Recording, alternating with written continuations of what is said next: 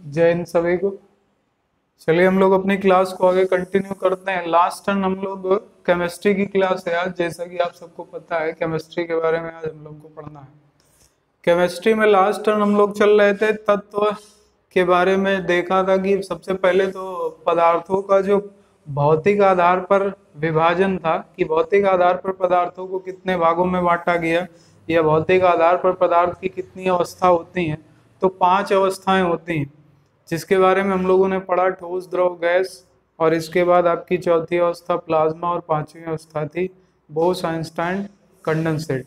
इसके बारे में हम लोग पढ़ चुके थे। फिर हम लोगों ने डिवाइड करना शुरू किया था कि रासायनिक आधार पर पदार्थों को कितने भागों में बांटा गया। तो रासायनिक आधार पर हम लोग देखेंगे यहाँ पर कि रासायनिक आधार पर लास्ट टाइम हम लोग पढ़ रहे थे कि 2 भागों में बांटा गया, शुद्ध और अशुद्ध, यानी प्योर और इम्प्योर। इसके बाद शुद्ध को 2 भागों में बांट दिया जाता है। एक भाग हो जाता है तत्व यानी एलिमेंट, और दूसरा हो जाता है यौगिक यानी कि कंपाउंड।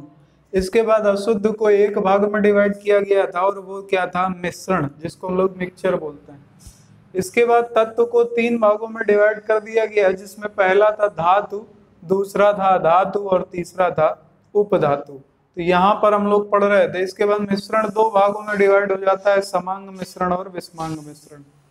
तत्व के बारे में हम लोगों ने पढ़ा कि किसी भी कोई भी वह वस्तु जिसे किसी दूसरे तत्व से, जिसे किसी दूसरे अन्य से मिला करके न बनाया गया हो, जो एक ही प्रकार के परमाणुओं से निर्मित हो, उस एलिमेंट, उसे क्या कहेंगे? उसे एलिमेंट या तत्व कहा जाता है। फिर बात हुई कि तत्व कितने प्रकार के होते हैं। तो 3 प्रकार के होते हैं, धातु, अधातु और उपधातु।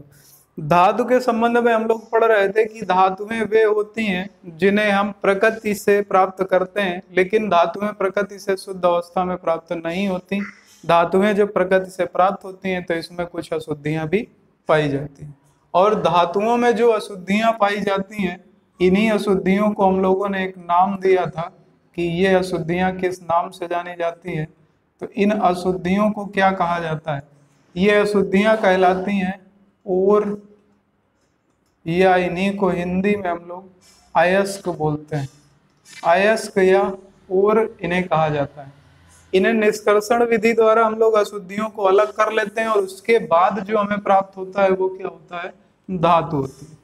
इसके बाद हम लोग पढ़ रहे थे कि धातुओं के गुण क्या होते हैं। तो हमने बताया था धातुओं के गुण में सबसे पहली चीज तो इसमें क्या पाया जाएगा? तो ये विद्युत के सुचालक होंगे, विद्युत या ऊष्मा के सुचालक होते हैं, पहली बात पढ़ी थी। दूसरी बात इसका गुण होगा कि इसमें चमक पाई जाएगी। तीसरा, इसमें आघात वर्धनीयता होती है, यानी आघात वर्धनी होती है। इनको पीटा जाए तो ये चादर के रूप में परिवर्तित हो जाती है। तीसरा, इन्हें पीटने पर आवाज होगी, यानी सोनोरस होती हैं, यानी आवाज होती है इनको पीटने पर। चौथा, इसके बाद 5वां पॉइंट हम लोगों ने पढ़ा कि इनका मेल्टिंग पॉइंट और इनका बॉइलिंग पॉइंट जो होता है वो सबसे हाई होता है, यानी इन तीनों में सबसे ज्यादा होता है। इसके बाद हम लोगों ने पढ़ा कि सबसे ज्यादा विद्युत का सुचालक कौन है। तो हमने आपसे क्वेश्चन पूछा था कि विद्युत का सर्वाधिक सुचालक या ऊष्मा का सबसे ज्यादा चालकता किसमें पाई जाती है? तो वो पाई जाती है चांदी में। चांदी विद्युत की सर्वाधिक सुचालक होती है, और इसमें सबसे ज्यादा विद्युत चालकता पाई जाती है। फिर यहीं पर हमने आपसे क्वेश्चन पूछा था कि चांदी का अयस्क क्या है, क्योंकि हम लोग अयस्क के बारे में भी समझेंगे। अयस्क के हम एक टॉपिक अलग बना देंगे। अयस्क क्या है? तो चांदी का अयस्क क्या होता है? तो चांदी का अयस्क होता है अर्जेंटाइट। अर्जेंटाइट, अर्जेंटाइट चांदी का अयस्क होता है। इसके बाद हमने क्वेश्चन पूछा था क्विक सिल्वर किसे कहा जाता है? तो क्विक सिल्वर कहा जाता है आपका पारे को। पारे को क्विक सिल्वर कहा जाता है। इसके बाद हमने पूछा था पारे का अयस्क क्या है? पारे का अयस्क होता है गैलेना। गैलेना पारे का अयस्क है। तो ये सारी चीजें आपकी हो चुकी थी। इसके बाद जैसे कि हमने लास्ट टर्न आपसे एक क्वेश्चन बोला था कि धातुएं जो होंगी ये मोस्टली धातुएं किस अवस्था में होती हैं? तो ये ठोस या कठोर अवस्था में पाई जाती है। लेकिन इसका भी एक अपवाद है, और अपवाद स्वरूप आपकी कौन सी एक धातु है जो सामान्य ताप पर द्रव अवस्था में पाई जाती है, तो उसके बारे में हमने आपको बताया था, वो है आपका पारा। पारा एकमात्र ऐसी धातु है जो सामान्यतया द्रव अवस्था में पाई जाती है, तो ये हो जाएगा आपका पारा। ये सारी चीजें हम लोग पढ़ रहे थे। अब यहाँ से कुछ क्वेश्चन लेते हैं, जैसे आपसे पेपर में क्वेश्चन पूछे जाते हैं, क्विक सिल्वर किसे कहा जाता है, उसी तरीके से आपसे क्वेश्चन पूछा जाता है क्विक लाइन किसे कहा जाता है। ये सारे क्वेश्चन आपकी परीक्षाओं में आ चुके हैं। क्विक लाइन के नाम से किसे जाना जाता है, क्विक सिल्वर तो आपने कर दिया, क्विक लाइन के नाम से किसे जाना जाता है, क्विक लाइन के नाम से किसे जाना जाता है। इसी के साथ जैसे आपसे क्वेश्चन पूछा जा सकता है क्विक लाइन किसे कहा जाता है, दूसरा क्वेश्चन सबसे भारी धातु कौन सी, तीसरा क्वेश्चन सबसे हल्की धातु कौन सी। ये इस तरीके के क्वेश्चन आते हैं। इसी के साथ आपसे क्वेश्चन पूछा जा सकता है कि जैसे आपका टिन है, टिन का अयस्क को बहुत पूछा जाता है, टिन का अयस्क, टिन का अयस्क क्या है। जैसे आपसे सोना पूछा जा सकता है, सोने का अयस्क क्या है, बताइएगा जरा क्वेश्चन।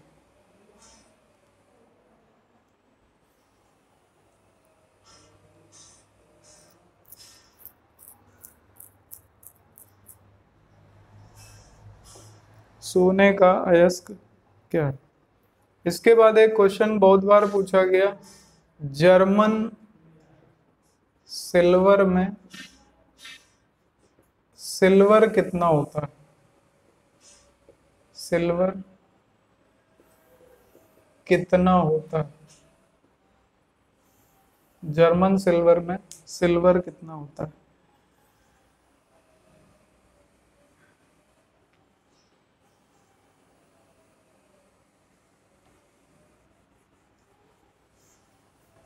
बताइएगा क्वेश्चन।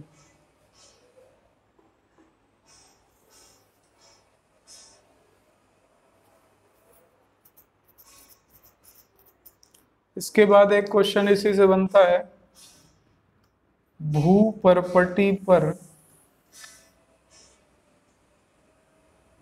सर्वाधिक मात्रा में पाई जाने वाली धातु कौन सी। इसके बाद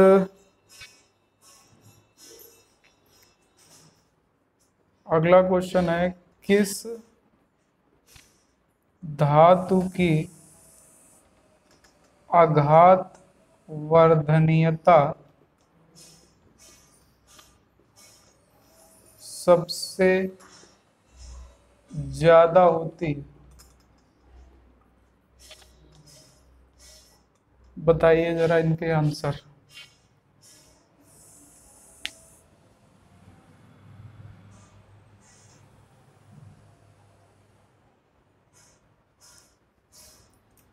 आघात वर्धनीयता सबसे ज्यादा होती है।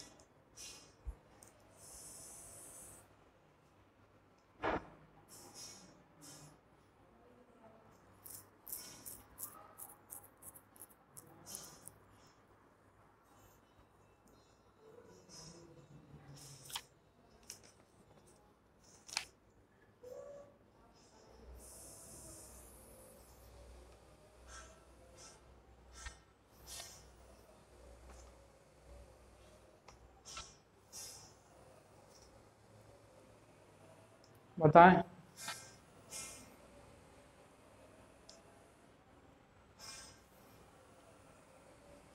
देखिए क्विक लाइन कहा जाता है CaO यानी कैल्शियम ऑक्साइड को, कैल्शियम ऑक्साइड को।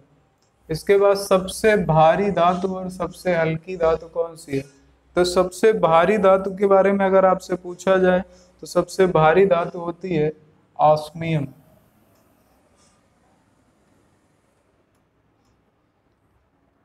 जिसका एटॉमिक नंबर होता है 76। सबसे हल्की धातु लिथियम, जिसका एटॉमिक नंबर होता है 3। तो ये भी नोट कर लीजिएगा, कई बार एटॉमिक नंबर ही पूछ लेता है कि इनका एटॉमिक नंबर क्या होगा। तो इसका एटॉमिक नंबर होता है 76, इसका एटॉमिक नंबर होता है 3। इसके बाद टिन का अयस्क क्या है? टिन का अयस्क, टिन का अयस्क होता है कैसीटेराइट, कैसीटेराइट टिन का अयस्क होता है। सोने का अयस्क आप लोग कमेंट करके हमें बताइएगा। इसके बाद जर्मन सिल्वर में सिल्वर कितना होता है? याद रखिएगा, जर्मन सिल्वर में सिल्वर बिल्कुल भी नहीं होता है, क्योंकि जर्मन सिल्वर मुख्य रूप से जिन 3 धातुओं से मिलकर बनता है उसमें आता है आपका copper plus zinc plus nickel. इसमें कहीं भी सिल्वर यानी चांदी नहीं होती। तो याद रखिएगा, ये क्वेश्चन बहुत बार पूछा गया कि जर्मन सिल्वर में सिल्वर कितना होता है। जर्मन सिल्वर में सिल्वर बिल्कुल भी नहीं पाया जाता। इसका कंपाउंड बनता क्या है, इसका सॉरी क्या बनेगा रेशियो? तो कॉपर, जिंक और निकेल इसका रेशियो बनता है। इसके बाद अगली बात आती है कि भूपर्पटी पर सबसे ज्यादा मात्रा में पाई जाने वाली धातु कौन सी है? याद रखिएगा, एल्युमिनियम। अभी आप इसको सिर्फ फैक्ट में याद रखना, अभी आगे हम बताएंगे जब पृथ्वी के बारे में बात करेंगे। इसके बाद किस धातु की आघात वर्धनीयता सबसे ज्यादा होती है? सबसे ज्यादा आघात वर्धनीयता होती है सोने की। सोना यानी कि जो आपका गोल्ड है, इसकी आघात वर्धनीयता सबसे ज्यादा होती है। आघात वर्धनीयता का मतलब होता है जिसे पीटा जाए लेकिन वह टूटे ना, सबसे ज्यादा पिटाई सहन कर सके, तो वो होता है गोल्ड। गोल्ड की आघात वर्धनीयता सबसे ज्यादा होती है।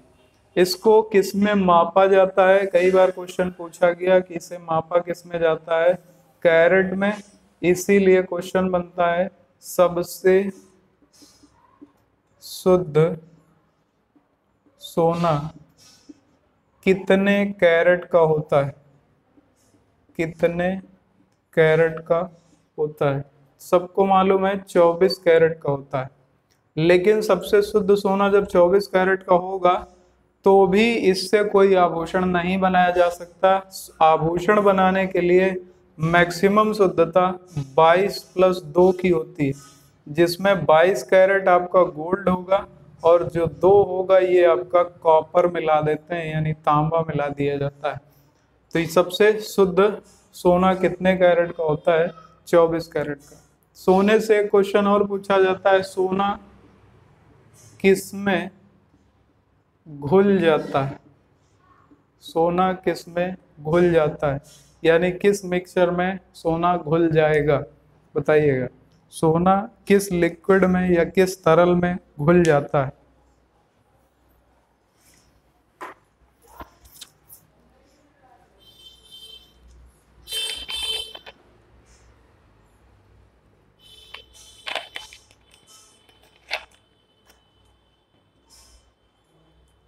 सोना घुल जाता है एक्वारेजिया में। एक्वारेजिया में सोना घुल जाता है, जिसका फॉर्मूला होता है HCl + HNO3, जिसमें इनका अनुपात होता है 1:3 का अनुपात। तो ये आपका एक्वारेजिया में क्वेश्चन कई बार पूछा गया, सोना किस में घुल जाता है? एक्वारेजिया में। एक्वारेजिया का सूत्र होता है HCl + HNO3, अनुपात होता है 1:3 का। तो इसको याद रखिएगा, ये क्वेश्चन सारे आए हुए हैं आपके। चलिए अगला क्वेश्चन देखते हैं।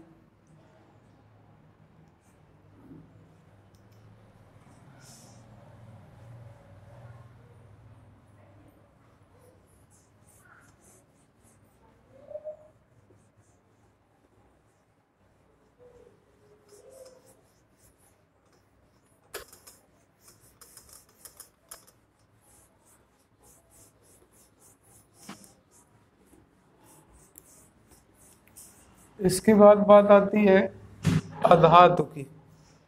अधातु में जो सबसे पहली बात हम लोगों को ध्यान रखनी होगी वो ये रखनी होगी कि अधातु विद्युत या ऊष्मा के सुचालक होंगे या कुचालक होंगे। तो सबसे पहली चीज हमें यहाँ ये याद रखनी है कि ये ऊष्मा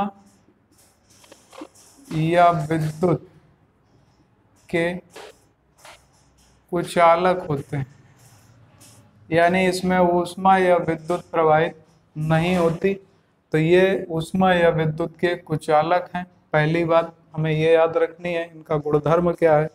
दूसरी बात हमें यहाँ पर ये याद रखनी होगी कि इनके गुणधर्म क्या होंगे, यानी इनके क्या गुणधर्म होंगे जिसके साथ हम इनको पहचानेंगे। तो गुणधर्म की बात कर लें अगर, तो गुणधर्म के बारे में जैसे कि हम लोगों को ध्यान रखना होगा कि ये ना इनमें तन्यता होती है, आघातवर्धनीयता ये भी इनमें नहीं होती।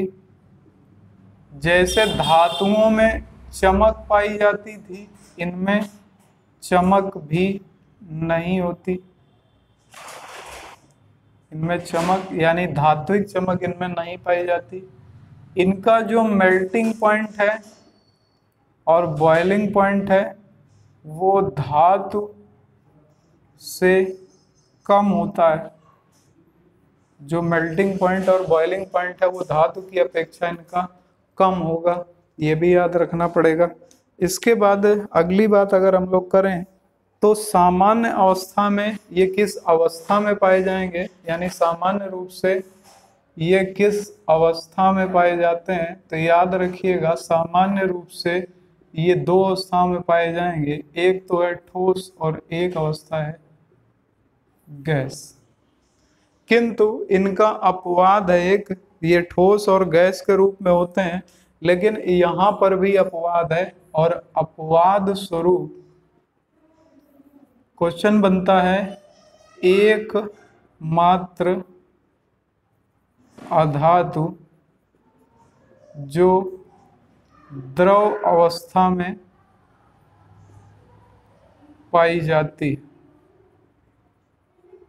एकमात्र अधातु जो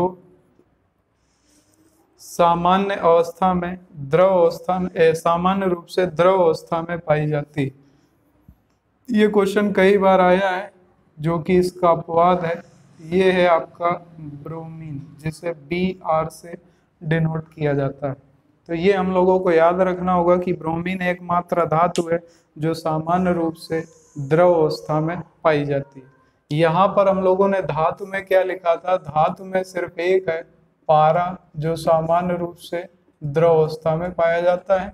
अधातु में ब्रोमीन है जो कि सामान्य रूप से द्रव अवस्था में पाई जाती है। ये इनके अपवाद बहुत पूछे जाते हैं, इसलिए अपवाद आपको याद रखने। तो यहाँ से इतनी बात हो जाती है। ब्रोमीन के एग्जाम्पल को जरा देख लें कि एग्जाम्पल इनके क्या है। एग्जाम्पल में हम लोग पहला एग्जाम्पल ले सकते हैं हीरा, और दूसरा एग्जाम्पल ले सकते हैं ग्रेफाइट। हीरा और ग्रेफाइट। अब आप लोगों को हीरा लिखा हुआ है यहाँ पर, तो आप कहोगे कि जो चमक नहीं पाई जाती, तो हीरे में तो चमक पाई जाती है। तो हीरे में उसकी धातु की चमक नहीं होती। हीरे में जो एंगल दिया जाता है उसके अंदर जो प्रकाश की पूर्ण आंतरिक परावर्तन की क्रिया होती है, जैसा कि अभी आप फिजिक्स में पढ़ोगे, पूर्ण आंतरिक परावर्तन के कारण जो प्रकाश पुंज उसके अंदर जाता है वो एंगल के कारण अंदर ही अंदर टकराता रहता है, जिसके कारण हीरा चमकने लगता है। इस कारण हीरे में चमक होती है, लेकिन वो चमक पूर्ण आंतरिक परावर्तन के कारण होती है, यानी टोटल इंटरनल रिफ्लेक्शन के कारण होती है, इसलिए हीरे में चमक होती है। ग्रेफाइट में तो आप लोग जानते ही हो कि ये चमक इसमें नहीं पाई जाती। तो यहाँ से आपको ये दो एग्जाम्पल याद रखने हैं।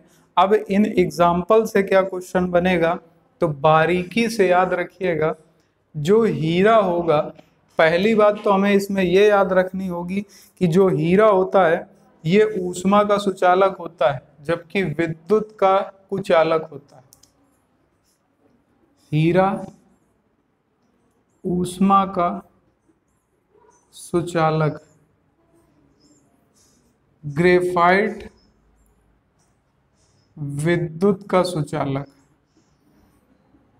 ये मुख्य अंतर है, और ये जब भी पूछ लिया जाएगा आपको कंफ्यूज कर देगा और आपका आंसर गलत करवा देगा। इसलिए याद रखिएगा कि हीरा जो होगा ये ऊष्मा का सुचालक होगा, जबकि विद्युत का कुचालक होगा। उसी जगह जो विद्युत है ये ऊष्मा का सुचालक है, लेकिन अगर विद्युत का सुचालक है, अगर ऊष्मा का पूछ लें तो ये ऊष्मा का कुचालक होगा।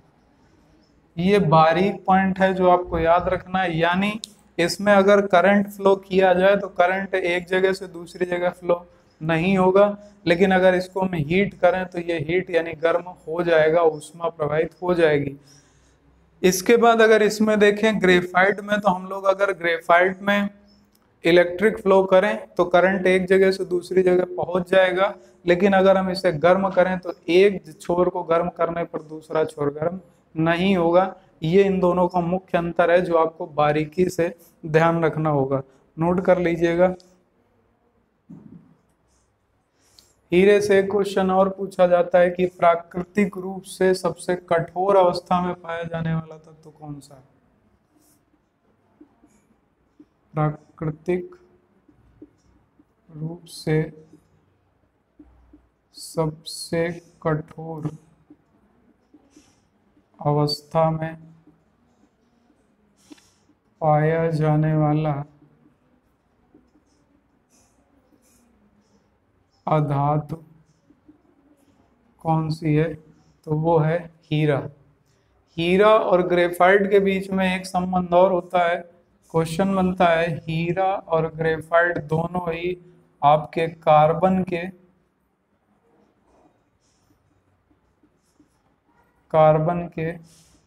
अपर रूप होते हैं, कार्बन के अपरूप हैं। ये कार्बन के अपर रूप होते हैं। कार्बन के अपर रूप होने का मतलब ये होता है कि वे पदार्थ जिनके भौतिक गुणधर्म तो समान हो किंतु रासायनिक गुणधर्म समान ना हो। अगर आप लोग परिभाषा लिखना चाहें तो लिख लीजिएगा, इसे इंग्लिश में एलोटोप कहा जाता है, अपर रूप। एलोटोप,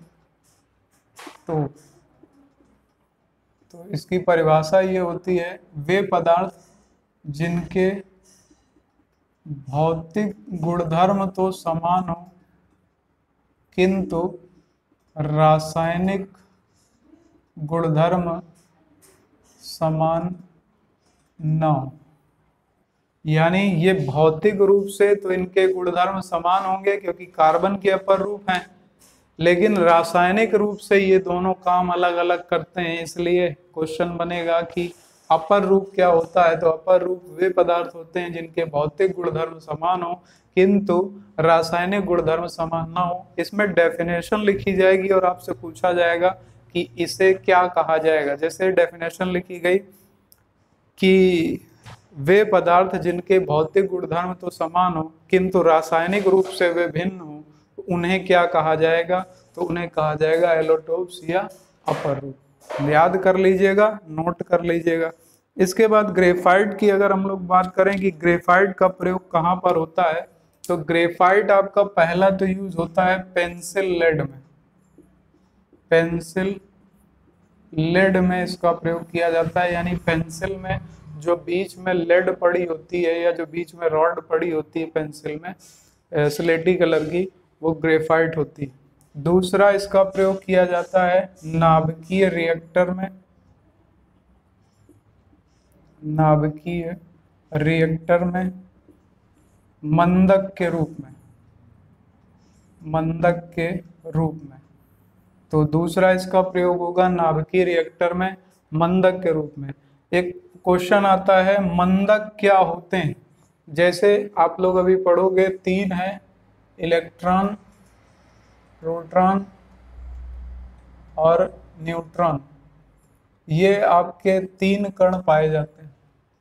इसमें जब भी आपसे क्वेश्चन पूछा जाए कि मंदक किसे कहा जाता है, तो मंदक के संबंध में हमेशा याद रखिएगा, मंदक कोई भी हो, जैसे यहाँ ग्रेफाइट की बात कर रहे हैं, मंदक कोई भी होगा, मंदक मुख्य रूप से काम क्या करता है, वो न्यूट्रॉनों की गति को कम कर देता है, गति को कम कर देता है। तो मंदक क्या होते हैं? मंदक उन्हें कहा जाता है जो न्यूट्रॉन की गति को कम कर दें। अगर नाभिकीय रिएक्टर में न्यूट्रॉनों की गति कम हो जाए तो वहां पर अभिक्रिया धीमी हो जाती है, इसलिए इनका प्रयोग यानी ग्रेफाइट की लेड या ग्रेफाइट रॉड का प्रयोग किया जाता है नाभिकीय रिएक्टर में अभिक्रिया की दर को कम करने के लिए। तो मंदक न्यूट्रॉनों की गति को कम करते हैं, ये इसका बेसिक कॉन्सेप्ट है कि न्यूट्रॉन क्या होते हैं। नोट कर लीजिएगा, फिर आगे बढ़ते हैं हम लोग। चलिए क्वेश्चन बताइएगा, सबसे पहला विस्फोटक कौन सा डेवलप हुआ? सबसे पहला विस्फोटक कौन सा बना था? पहला क्वेश्चन। दूसरा क्वेश्चन, बारूद का आविष्कार किसने किया? तीसरा क्वेश्चन, रिवॉल्वर के बारे में तो आप लोग जानते ही हैं, रिवॉल्वर का आविष्कार किसने किया था? सैमुअल कोल्ट ने। इसके बाद अगला क्वेश्चन, सबसे हल्का तत्व, सबसे हल्का तत्व कौन सा है?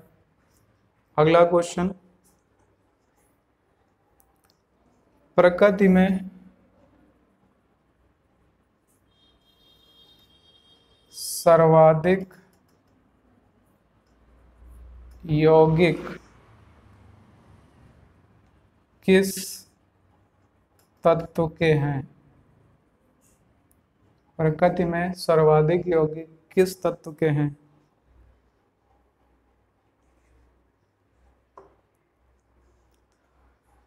नोट कर लीजिएगा जल्दी से।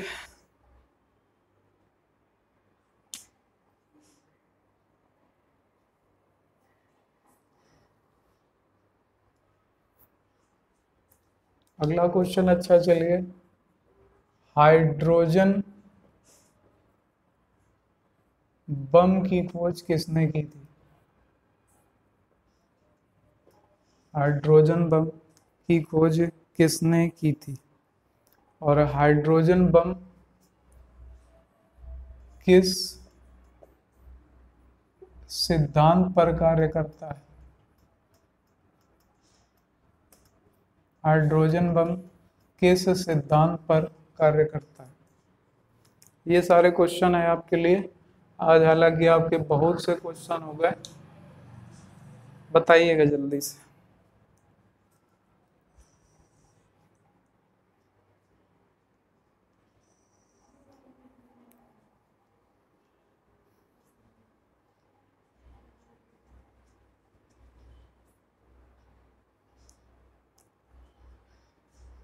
चलिए क्वेश्चन और बताइएगा। अभी हमने बताया धातु अधातु में चमक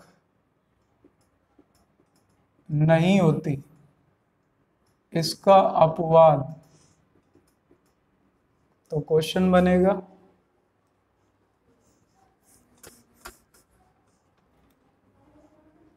एकमात्र अधातु जिसमें धात्विक चमक पाई जाती। बहुत इंपॉर्टेंट क्वेश्चन है सबके सब, एक भी मिस किए तो पेपर दिक्कत कर देगा। देखिए, धातुओं में चमक होती है, धातुएं चमकदार होती हैं, लेकिन अधातु में चमक नहीं होती, अभी आपने पढ़ा था नहीं होती। लेकिन हमने बताया हीरा और ग्रेफाइट में जो चमक होती है वो किसके कारण होती है, तो टोटल इंटरनल रिफ्लेक्शन यानी पूर्ण आंतरिक परावर्तन के कारण होती है। लेकिन एकमात्र ऐसी अधातु है जिसमें, जो कि अपवाद है, जिसमें धात्विक चमक पाई जाती है, उसका नाम क्या है? बताइएगा। ये क्वेश्चन बहुत बहुत बार परीक्षाओं में पूछे गए हैं।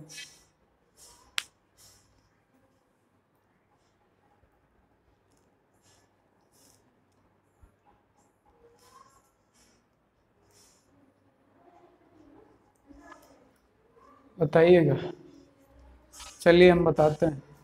देखिए, सबसे पहला क्वेश्चन यहाँ हमने लिखा था, सबसे पहला विस्फोटक कौन सा बनाया गया था, तो ये डायनामाइट बनाया गया था।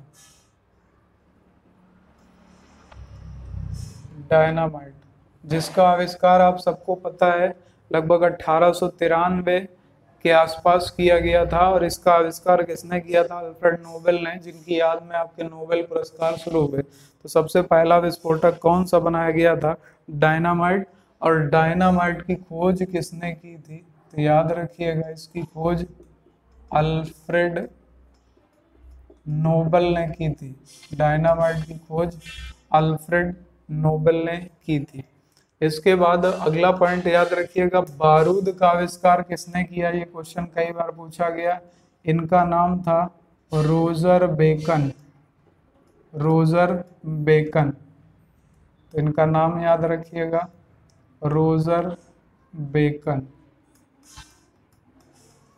इसके बाद अब ये जितने क्वेश्चन हमने बोल दिए हैं, ये जब तक आपकी केमिस्ट्री चलेगी ये क्वेश्चन हम बोलते रहेंगे, तो याद करके बैठिएगा। रोजर बेकन, बारूद का आविष्कार। रिवाल्वर का आविष्कार सैमुअल कोल्ट।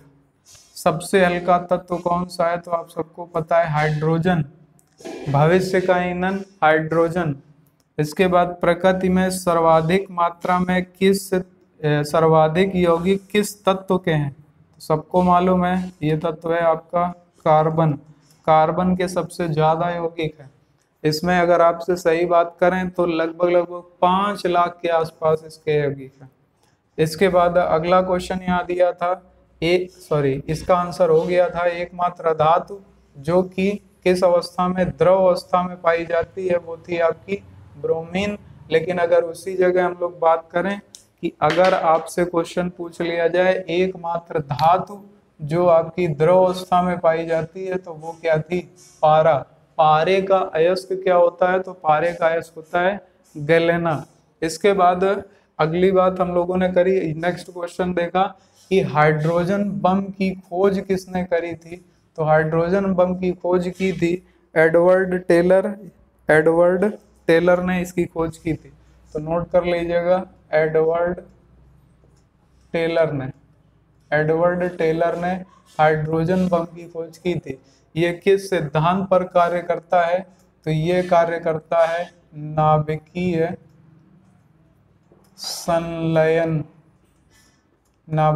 संलयन क्रिया पर। जबकि आपका परमाणु बम किस पे कार्य करता है? नाभिकीय विखंडन पर। नाभिकीय संलयन के सिद्धांत पर ही आपका सूर्य में प्रकाश प्राप्त होता है। तो सूर्य में भी क्रिया कौन सी होती है? नाभिकीय संलयन। वहां पर हाइड्रोजन ईंधन के रूप में जलता है और हीलियम उसमें प्रकाश के रूप में, या हीलियम के परमाणु निर्मित होते हैं। तो कई बार क्वेश्चन पूछा जाता है कि सूर्य में ईंधन के रूप में क्या कार्य करता है? हाइड्रोजन, और बनता क्या है? तो हीलियम। यहाँ पर आप अगर मिलाओगे तो 1H1 + 1H1 तो इक्वल बनता है 2He4। तो यहाँ से हम लोगों को ये ध्यान रखना है, हाइड्रोजन बम की खोज किसने की? एडवर्ड टेलर ने। ये किस सिद्धांत पर कार्य करता है? नाभिकीय संलयन सिद्धांत पर कार्य करता है। इसके बाद हम लोगों ने क्वेश्चन देखा अगला, एकमात्र अधातु जिसमें धात्विक चमक पाई जाती है। ये क्वेश्चन भी कई बार आया है। ये है आपका आयोडीन। याद रखिएगा, आयोडीन एक अधातु होती है, लेकिन इसमें काटा जाए, इसे काटा जा सकता है, और अगर इसे काटा जाए तो इसमें धात्विक चमक पाई जाती है। तो एकमात्र धातु जिसमें धात्विक चमक पाई जाती है आयोडीन। अब हम लोग यहाँ से काफी क्वेश्चनों को कंप्लीट कर चुके, जैसे हीरा आपका हीरा मुख्य रूप से किसका अपर रूप है, कार्बन का। ग्रेफाइट किसका अपर रूप है, कार्बन का। इसके बाद सबसे ज्यादा प्रकृति में कठोर तत्व कौन सा पाया जाता है, तो सबसे कठोर है हीरा। ये ऊष्मा का तो सुचालक होगा लेकिन विद्युत का कुचालक होगा, जबकि ग्रेफाइट विद्युत का सुचालक होगा, ऊष्मा का कुचालक होगा। इसके बाद ग्रेफाइट कहाँ प्रयोग होता है, तो ये नाभिकीय रिएक्टर में मंदक के रूप में यूज होता है, पेंसिल के लेड में यूज होता है। ये बात याद रखनी है। ये दोनों अपर रूप हैं। अपर रूप के बारे में हमने बताया, अपर रूप को एलोट्रॉप भी बोलते हैं। एलोट्रॉप आपका जो भी होगा उनमें भौतिक गुण धर्म तो समान होंगे लेकिन रासायनिक गुण धर्म उन पदार्थों के अलग अलग होंगे। उसके बाद हमने आपको अयस्क से संबंधित काफी क्वेश्चन आपको बोले, तो ये सारे क्वेश्चन आप लोगों को तैयार कर लेने हैं। कल हम लोगों की क्लास कल भी होगी। कल हम लोगों की क्लास जो होगी वो होगी उपधातु पे। तो कल हम कोशिश करेंगे कि ये तत्व वाला सेक्शन आपका कल ही पूरा खत्म कर दें। इससे जो भी क्वेश्चन बनते हैं या जो भी इससे टॉपिक से रिलेटेड थ्योरी का पार्ट है वो सारी चीज़ें कल ही हम खत्म करेंगे। अगर क्लास अच्छी लगी हो तो आप लोग लाइक जरूर कर दीजिएगा। चलिए मिलते हैं नेक्स्ट वीडियो में, तब तक के लिए सभी को जय हिंद, वंदे मातरम।